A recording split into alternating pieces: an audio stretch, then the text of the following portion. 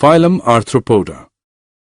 Similarly, arthropoda is derived from Greek words arthros, which is jointed, plus podos, which is foot, which means jointed-legged animals. The animals of phylum Arthropoda are bilaterally symmetrical, triploblastic, and metamerically segmented.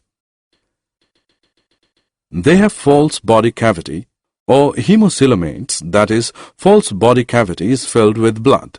They have open circulatory system.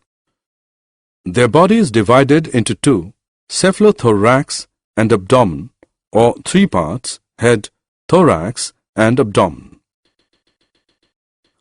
Arthropoda from the largest group of animals, about 9 lakh species of arthropoda are known till date.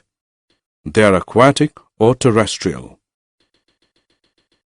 Some common examples of arthropoda are Paleomon, prawn, Periplanata, cockroach, Apis, honeybee, Musca, housefly, Anopheles, mosquito, Typhlocactus, scorpion, Paguristus, crab, Narcissus, millipede, and Puris, butterfly, etc.